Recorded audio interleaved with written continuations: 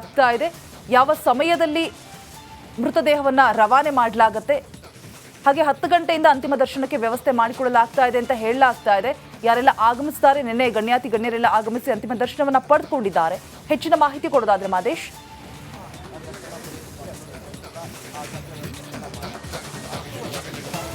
ರೋಜಾ, ಮಾಜಿ CM SM. Krishna ಅವರ ಅಂತಿಮ ದರ್ಶನಕ್ಕೆ ಅವರ ಸದಾಶಿವನಗರ ಮನೆಯಲ್ಲಿ ವ್ಯವಸ್ಥೆಯನ್ನು ಮಾಡಲಾಗಿತ್ತು. ನಿನ್ನೆಯಿಂದಲೂ ಕೂಡ ಸಾಕಷ್ಟು ಗಣ್ಯರು ಮತ್ತು ಅತಿ ಗಣ್ಯರು ಅವರ ಅಂತಿಮ ದರ್ಶನಕ್ಕೆ ಬರ್ತಿದ್ದಾರೆ. ಅವರ ಮನೆ ಬಳಿ ಬಂದು ಅಂತಿಮ ದರ್ಶನವನ್ನು ಮಾಡಿಕೊಂಡು ಅವರ ಮನೆಯವರಿಗೆ, ಕುಟುಂಬಸ್ಥರಿಗೆ ಸಾಂತ್ವನ ಹೇಳುವಂಥ ಕೆಲಸವನ್ನು ಮಾಡ್ತಿದ್ದಾರೆ. ಇವತ್ತು ಈಗಾಗಲೇ ಅವರ ಚಿಕ್ಕ ಮಗಳು UK ಕೂಡ ಬರ್ತಿದ್ದಾರೆ ಅನ್ನುವಂಥ ಮಾಹಿತಿ ಇತ್ತು. ಬಂದ ಕೂಡಲೇ ಅವರ ಪಾರ್ಥಿವ ಶರೀರವನ್ನು ಮಂಡ್ಯದ ಸೋಮಹಳ್ಳಿಗೆ ಶಿಫ್ಟ್ ಮಾಡುವಂಥ ಕೆಲಸವನ್ನು ಮಾಡಲಾಗುತ್ತೆ. ಒಳಗಡೆ ಬೆಳಗ್ಗೆ 7:30ರಿಂದ 8 ಗಂಟೆವರೆಗೂ ಕೂಡ ಅಂತಿಮ ದರ್ಶನಕ್ಕೆ ಈ ಒಂದು ಮನೆಯಲ್ಲಿ ವ್ಯವಸ್ಥೆಯನ್ನು ಮುಂದುವರಿಸಲಾಗಿದೆ. ಅದಾದ ಮೇಲೆ 8 ಗಂಟೆ ಸುಮಾರಿಗೆ ಇಲ್ಲಿಂದ ಪಾರ್ಥಿವ ಶರೀರವನ್ನು ತೆಗೆದುಕೊಂಡು ಹೋಗಲಾಗುತ್ತೆ. ಕೆಂಗೇರಿ ಮಾರ್ಗವಾಗಿ ಮದ್ದೂರಿನ ವರೆಗೂ ಕೂಡ ತೆಗೆದುಕೊಂಡು ಹೋಗಲಾಗುತ್ತೆ. ಅದರ ಮಧ್ಯೆ ಒಂದಷ್ಟು ಜಾಗದ ಕಡೆ ಅಲ್ಲಿ ಬರುವಂಥ ಸ್ಥಳೀಯರಿಗೆ, ಅಂದರೆ ಅಲ್ಲಿನ ಮಧ್ಯೆ ಬರುವಂಥ ಊರುಗಳಲ್ಲಿ ನಿಲ್ಲಿಸಿ ಅಲ್ಲೂ ಕೂಡ ಸಾರ್ವಜನಿಕರಿಗೆ ಒಂದಷ್ಟು ಅಂತಿಮ ದರ್ಶನಕ್ಕೆ ಅವಕಾಶ ನೀಡುವಂಥ ಕೆಲಸವನ್ನು ಮಾಡಲಾಗುತ್ತೆ. ಕೆಂಗೇರಿ, ಬಿಡದಿ, ರಾಮನಗರ, ಚನ್ನಪಟ್ಟಣದಲ್ಲಿ ಅಂತಿಮ ದರ್ಶನ ಪಡೆಯೋದಕ್ಕೆ ಅಲ್ಲಿನ ಸಾರ್ವಜನಿಕರಿಗೆ, ಮತದಾರರಿಗೆ ವ್ಯವಸ್ಥೆಯನ್ನು ಮಾಡಿಕೊಡುವಂಥ ಕೆಲಸ ಆಗುತ್ತೆ. 10 ನಿಮಿಷಗಳ ಕಾಲ ಒಂದೊಂದು ಕಡೆ ನಿಲ್ಲಿಸಿ ಅಲ್ಲಿ ಅಂತಿಮ ದರ್ಶನವನ್ನು ಮಾಡೋದಕ್ಕೆ ವ್ಯವಸ್ಥೆಯನ್ನು ಮಾಡಲಾಗುತ್ತೆ. ಮಾರ್ಗದ ಮಧ್ಯೆ ವಾಹನ ನಿಲ್ಲಿಸ್ತಾರೆ 5ರಿಂದ 10 ನಿಮಿಷಗಳ ಕಾಲ. ನಂತರ ಹುಟ್ಟೂರಿನ ಸೋಮನಹಳ್ಳಿಗೆ ಅಂತಿಮ ದರ್ಶನಕ್ಕೆ ಎಲ್ಲ ರೀತಿಯಾದಂಥ ವ್ಯವಸ್ಥೆಯನ್ನು ಮಾಡಿಕೊಳ್ಳಲಾಗುತ್ತೆ. ಸುಮಾರು 10 ಗಂಟೆ ಸುಮಾರಿಗೆ ಹುಟ್ಟೂರಿನಲ್ಲಿ ಅವರ ಅಂತಿಮ ದರ್ಶನಕ್ಕೆ ವ್ಯವಸ್ಥೆ ಮಾಡಿಕೊಳ್ಳಲಾಗುತ್ತೆ ಸೋಮನಹಳ್ಳಿಯಲ್ಲಿ.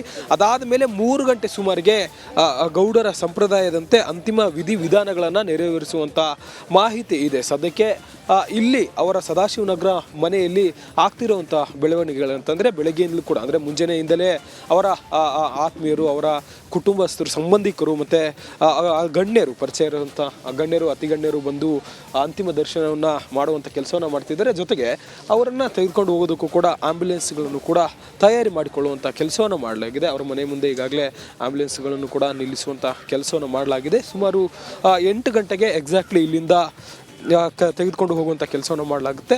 ಮಾರ್ಕೆಟ್ ಫ್ಲೈಓವರ್ ನಂತರ ಕೆಂಗೇರಿ ಆದಮೇಲೆ ಬಿಡದಿ, ರಾಮನಗರ, ಹೀಗೆ ಮದ್ದೂರಿಗೆ ತೆಗೆದುಕೊಂಡು ಹೋಗಿ ಅಲ್ಲಿ 10 ಗಂಟೆ ಸುಮಾರಿಗೆ ಅಲ್ಲಿ ಸೋಮನಹಳ್ಳಿ ಬಳಿ ಅಲ್ಲಿಂದ 3 ಗಂಟೆವರೆಗೂ ಕೂಡ ಅಲ್ಲಿನ ಜನರಿಗೆ ಎಲ್ಲ ರೀತಿಯಾದಂಥ ವ್ಯವಸ್ಥೆಯನ್ನು ಮಾಡಿಕೊಳ್ಳುವಂಥ ಕೆಲಸವನ್ನು ಮಾಡಲಾಗ್ತದೆ. 8 ಗಂಟೆಗೆ ಎಕ್ಸಾಕ್ಟ್ಲಿ ಇಲ್ಲಿಂದ ಪಾರ್ಥಿವ ಶರೀರವನ್ನು ತೆಗೆದುಕೊಂಡು ಹೋಗುವಂಥ ಕೆಲಸ ಆಗುತ್ತೆ. ರೋಜಾ, ಓಕೆ. ಇನ್ನು ನಿನ್ನೆ ಹಲವು ಗಣ್ಯರು ಬಂದು ಅವರ ಅಂತಿಮ ದರ್ಶನವನ್ನ ಕಣ್ತುಂಬಿಕೊಂಡಿದ್ರು. ಇವತ್ತು ಯಾರೆಲ್ಲ ಆಗಮಿಸಬಹುದು ನಾಯಕರು, ಈ ಬಗ್ಗೆ ಮಾಹಿತಿ ಇದೆಯಾ?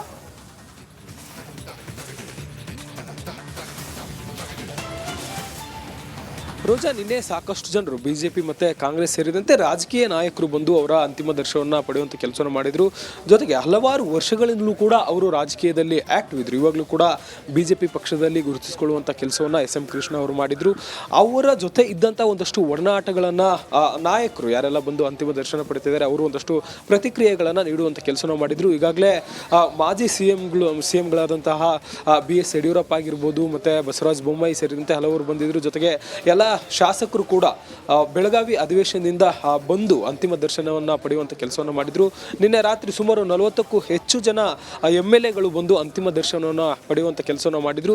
ಈಗ ಬೆಳಗ್ಗೆ ಯಾರೆಲ್ಲ ಬರ್ತಿದ್ದಾರೆ ಅವ್ರಿಗೂ ಕೂಡ ಅಂತಿಮ ದರ್ಶನಕ್ಕೆ ವ್ಯವಸ್ಥೆಯನ್ನು ಮಾಡಿಕೊಡಲಾಗ್ತದೆ. ಜೊತೆಗೆ ಅವರ ಮಗಳು ಕೂಡ UK ಅಂದರೆ ಅಮೆರಿಕದಿಂದ ಬರ್ತಿದ್ದಾರೆ, ಅವ್ರಿಗೂ ಕೂಡ ಕಾಯುವಂಥ ಕೆಲಸ ಆಗ್ತದೆ. ಬಂದ ನಂತರ 8 ಗಂಟೆ ಸುಮಾರಿಗೆ ಎಕ್ಸಾಕ್ಟ್ಲಿ ಇಲ್ಲಿಂದ ಪಾರ್ಥಿವ ಶರೀರವನ್ನು ಮದ್ದೂರು ಕಡೆ ತೆಗೆದುಕೊಂಡು ಹೋಗಲಾಗುತ್ತೆ. ಅದಕ್ಕೆ ರೀತಿಯಾದಂಥ ಒಂದಷ್ಟು ಬಂದೋಬಸ್ತುಗಳಾಗಿರ್ಬೋದು, ಪೊಲೀಸರಿಂದ ರೂಟ್ ಮ್ಯಾಪ್ಗಳನ್ನು ಕೂಡ ತಯಾರಿ ಮಾಡಿಕೊಳ್ಳುವಂಥ ಕೆಲಸವನ್ನು ಮಾಡಲಾಗಿದೆ. ಈಗಾಗಲೇ ಸದಾಶಿವನಗರದಿಂದ ಟೌನ್ ಹಾಲ್ ಆದಮೇಲೆ ಮಾರ್ಕೆಟ್ ಫ್ಲೈಓವರ್ ಆದಮೇಲೆ ನಾಯಂಡಹಳ್ಳಿ, ಅಲ್ಲಿಂದ ಕೆಂಗೇರಿ ಮತ್ತು ಬಿಡದಿ ಮೂಲಕ ನೆಕ್ಸ್ಟ್ ರಾಮನಗರ, ಹೀಗೆ ಮದ್ದೂರಿನ ಸೋಮನಹಳ್ಳಿವರೆಗೂ ಕೂಡ ತೆಗೆದುಕೊಂಡು ಹೋಗಲಾಗುತ್ತೆ.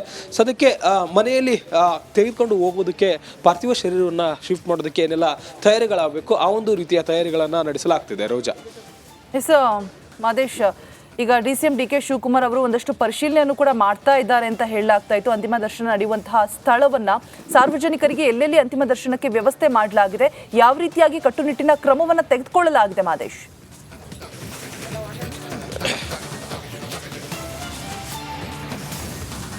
ರೋಜಾ ಸಾಕಷ್ಟು ಜನ ಸೇರುವಂಥ ಹಿನ್ನೆಲೆಯಲ್ಲಿ ಅದರಲ್ಲೂ ಕೂಡ ರಾಮನಗರ ಮತ್ತು ಬಿಡದಿ ಮತ್ತು ಮದ್ದೂರಿನಲ್ಲಿ ಸಾಕಷ್ಟು ಅಭಿಮಾನಿಗಳ ಸಂಖ್ಯೆ ಇರೋದ್ರಿಂದ ಆ ಒಂದು ಸ್ಥಳಗಳಲ್ಲಿ ಅಲ್ಲಿನ ಸ್ಥಳೀಯರಿಗೆ ಅಲ್ಲಿನ ಅಭಿಮಾನಿಗಳಿಗೆ ಮತ್ತು ಜನರಿಗೆ ಅಂತಿಮ ದರ್ಶನಕ್ಕೆ ಒಂದಷ್ಟು ವ್ಯವಸ್ಥೆಗಳನ್ನು ಮಾಡಿದರು. ನಿನ್ನೆ DCM DK ಶಿವಕುಮಾರ್ ಅವರು ಇದಕ್ಕೆ ಸಂಬಂಧಪಟ್ಟಂತೆ ಒಂದಷ್ಟು ವಿಚಾರಗಳನ್ನು ಹೇಳುವಂಥ ಕೆಲಸ ಮಾಡಿದರು. 8 ಗಂಟೆ ಸುಮಾರಿಗೆ ಇಲ್ಲಿಂದ ಎಕ್ಸಾಕ್ಟ್ಲಿ ಹೊರಡ್ತಾರೆ. ಪಾರ್ಥಿವ ಶರೀರವನ್ನು ತೆಗೆದುಕೊಂಡು ಹೋಗಲಾಗುತ್ತೆ. ಅಲ್ಲಿಂದ 4-5 ಕಡೆ ವಾಹನವನ್ನು ಅಂದರೆ ಅವರ ಪಾರ್ಥಿವ ಶರೀರವನ್ನು ತೆಗೆದುಕೊಂಡು ಹೋಗುವಂಥ ವಾಹನವನ್ನು ನಿಲ್ಲಿಸಿ ಅಲ್ಲಿರುವಂಥ ಜನರಿಗೆ ಅಂತಿಮ ದರ್ಶನಕ್ಕೆ ವ್ಯವಸ್ಥೆಯನ್ನು ಮಾಡಿಕೊಡಲಾಗುತ್ತೆ. ಕೆಂಗೇರಿಯಲ್ಲಿ ಮತ್ತು ಬಿಡದಿಯಲ್ಲಿ, ಅದಾದಮೇಲೆ ರಾಮನಗರದಲ್ಲಿ ಸುಮಾರು 10 ಗಂಟೆ ಸುಮಾರಿಗೆ, ಅಲ್ಲಿ 9 ಗಂಟೆ ಸುಮಾರಿಗೆ ರಾಮನಗರದಲ್ಲಿ ಪಾರ್ಥಿವ ಶರೀರಕ್ಕೆ ಅಲ್ಲಿನ ಜನರಿಗೆ ದರ್ಶನ ಮಾಡೋದಕ್ಕೆ ಅವಕಾಶ ನೀಡಲಾಗುತ್ತೆ. ಅದಾದಮೇಲೆ ಅಲ್ಲಿಂದ ನೇರವಾಗಿ ಮದ್ದೂರಿನ ಸೋಮನಹಳ್ಳಿ ಬಳಿ ಇರುವಂಥ ಅವರ ಜಾಗದಲ್ಲಿ ಅಲ್ಲೂ ಕೂಡ ಒಂದಷ್ಟು ವ್ಯವಸ್ಥೆಗಳನ್ನು ಮಾಡಿಕೊಳ್ಳಲಾಗಿದೆ. ಅಲ್ಲಿರುವಂಥ ಸುತ್ತಮುತ್ತಲಿನ ಹಳೆ ಮೈಸೂರು ಭಾಗದ ಎಲ್ಲರಿಗೂ ಕೂಡ ಅಲ್ಲಿ 3 ಗಂಟೆವರೆಗೂ ಕೂಡ ಅಂತಿಮ ದರ್ಶನಕ್ಕೆ ಎಲ್ಲ ರೀತಿಯಾದಂಥ ವ್ಯವಸ್ಥೆಗಳನ್ನು ಮಾಡಿಕೊಳ್ಳಲಾಗಿದೆ. DK ಅವರು ಕೂಡ ಎಲ್ಲ ರೀತಿಯಾದಂಥ ವ್ಯವಸ್ಥೆಗಳನ್ನು ಪರಿಶೀಲನೆ ಮಾಡುವಂಥ ಕೆಲಸವನ್ನು ಮಾಡ್ತಿದ್ದಾರೆ. ಈಗಾಗಲೇ ಅಲ್ಲಿಯೂ ಕೂಡ MLA ಅಂದರೆ ಮಂಡ್ಯದ MLA ಕೂಡ ಈ ಒಂದು ವಿಚಾರಕ್ಕೆ ಸಂಬಂಧಪಟ್ಟಂತೆ ಒಂದಷ್ಟು ಮಾಹಿತಿಗಳನ್ನು ಕಲೆ ಹಾಕುವಂಥ ಕೆಲಸವನ್ನು ಮಾಡಿದ್ರು. ಜೊತೆಗೆ ಅಲ್ಲಿ ನಡೀತಿರುವಂಥ ಒಂದಷ್ಟು ವ್ಯವಸ್ಥೆಗಳನ್ನು ಕೂಡ ಪರಿಶೀಲನೆ ಮಾಡುವಂಥ ಕೆಲಸವನ್ನು ಮಾಡಲಾಗುತ್ತೆ. ಇಲ್ಲಿಂದ 8 ಗಂಟೆ ಸುಮಾರಿಗೆ ಕರೆದುಕೊಂಡು ಹೋದ್ಮೇಲೆ ಎಲ್ಲ ರೀತಿಯೂ ಕೂಡ ಅಂದರೆ ವ್ಯವಸ್ಥಿತವಾಗಿ ಎಲ್ಲ ಸಿದ್ಧತೆಗಳನ್ನು ಕೂಡ ಮಾಡಿಕೊಳ್ಳುವಂಥ ಕೆಲಸವನ್ನು ಮಾಡಲಾಗ್ತಿದೆ. ರೋಜಾ, ಧನ್ಯವಾದ ಮಾದೇಶ್ ತಮ್ಮೆಲ್ಲ ಮಾಹಿತಿಗಾಗಿ. ನಾಡಿನ ಅಭಿವೃದ್ಧಿಗೆ SM ಕೃಷ್ಣ ಅವರು ಮಾಡಿದಂತಹ ಕಾರ್ಯ ಏನಿದೆ ಅಲ್ಲ, ಎಲ್ಲ ಕ್ಷೇತ್ರಗಳಲ್ಲಿ ಒಂದಂತ ಅಲ್ಲ ಸಾಕಷ್ಟು ಕ್ಷೇತ್ರಗಳಲ್ಲಿ ಮಹತ್ ಕಾರ್ಯಗಳನ್ನು ಮಾಡಿದ್ದಾರೆ. ಸಿಲಿಕಾನ್ ಸಿಟಿ ಅಂತ ಏನು ಕರೆಯಲ್ಪಡ್ತಾ ಇದ್ದಾರೆ ಬೆಂಗಳೂರನ್ನ, ಅದಕ್ಕೆ ಮುಖ್ಯ ಕಾರಣಕರ್ತರಾಗಿರ್ತಾರೆ ಅಂದರೆ ನಿಜಕ್ಕೂ ತಪ್ಪಾಗ್ಲಿಕ್ಕಿಲ್ಲ. ಎಂದಿಗೂ ಕೂಡ ಇವರು ಅಜರಾಮರ, ಅಜಾತ ಶತ್ರು ಅಂತಾನೆ ಸಾಕಷ್ಟು ಜನ ಹೇಳಿದ್ರು ಇವರಿಗೆ. ಇವರ ಮಾತು ಹೇಗಿರ್ತಿತ್ತು ಅಂದರೆ, ನೆನ್ನೆ ವಾಟಾಳ್ ನಾಗರಾಜ್ ಅವರು ಮಾತನಾಡ್ತಾ ಹೇಳಿದ್ರು, ಬೆಣ್ಣೆಯಲ್ಲಿ ಕೂದಲು ತೆಗೆಯೋ ರೀತಿಯಲ್ಲಿ ಮಾತನಾಡ್ತಾ ಇದ್ರು. ಬೆಣ್ಣೆಯಲ್ಲಿ ಕೂದಲಿದೆ ಅಂತಲೂ ಕೂಡ ಗೊತ್ತಾಗ್ತಾ ಇರಲಿಲ್ಲ, ಅಷ್ಟು ಸೂಕ್ಷ್ಮವಾದ ಮಾತುಗಳನ್ನು ಆಡ್ತಾ ಇದ್ರು. ಯಾರಿಗೂ ನೋವನ್ನು ಕೊಡದೆ ಉಪನ್ಯಾಸಕರಾಗಿ, ನೆಚ್ಚಿನ ಶಿಕ್ಷಕರಾಗಿ ಮಕ್ಕಳಿಗೆ ಕಾರ್ಯನಿರ್ವಹಿಸಿದ್ರು. ವಿದೇಶಾಂಗ ಸಚಿವರಾಗಿದ್ರು, ವಿಧಾನಸಭೆಯ ಸ್ಪೀಕರ್ ಆಗಿ ಕೆಲಸ ಮಾಡಿದ್ರು. ಹೀಗೆ ರಾಜಕೀಯದಲ್ಲಿ ಮಹತ್ ಕಾರ್ಯಗಳನ್ನು ಮಾಡಿ ಅಚ್ಚುಮೆಚ್ಚಿನ ರಾಜಕಾರಣಿ, ನಾಯಕರಾಗಿದ್ರು. ಮಾಜಿ ಸಿಎಂ ಆದಂತಹ SM ಕೃಷ್ಣ ಅವರ ಅಗಲಿಕೆ ಇದರಿಂದಾಗಿ ರಾಜ್ಯದಲ್ಲಿ 3 ದಿನಗಳ ಕಾಲ ಶೋಕಾಚರಣೆ ಕೂಡ ನಡೆಸಲಾಗ್ತಾ ಇದೆ. ಬೆಳಗ್ಗೆ 10 ಗಂಟೆಯಿಂದ ಮಧ್ಯಾಹ್ನ 3 ಗಂಟೆವರೆಗೂ ಕೂಡ ಅಂತಿಮ ದರ್ಶನಕ್ಕೆ ಅವಕಾಶವನ್ನು ಮಾಡಿಕೊಡಲಾಗ್ತಾ ಇರುವಂಥದ್ದು ದೃಶ್ಯಾವಳಿಗಳಲ್ಲಿ ನೋಡ್ತಾ ಇದ್ದೀರಾ. ಎಲ್ಲ ರೀತಿಯಾದಂತಹ ಒಂದು ಸಿದ್ಧತೆಗಳನ್ನು ಮಾಡಿಕೊಳ್ಳಲಾಗ್ತಾ ಇದೆ. ಅಂತ್ಯ ಸಂಸ್ಕಾರಕ್ಕೆ ಅವರ ನೆಚ್ಚಿನ ಕಾಫಿ ಡೇ ಹೊಂದಿರುತ್ತೆ ಅವರ ಹುಟ್ಟೂರಿನಲ್ಲಿ. ಆ ಕಾಫಿ ಡೇ ಪಕ್ಕದಲ್ಲೇ ಅಂತ್ಯ ಸಂಸ್ಕಾರಕ್ಕೆ ಸಿದ್ಧತೆಯನ್ನು ಮಾಡಿಕೊಳ್ಳಲಾಗ್ತಾ ಇದೆ.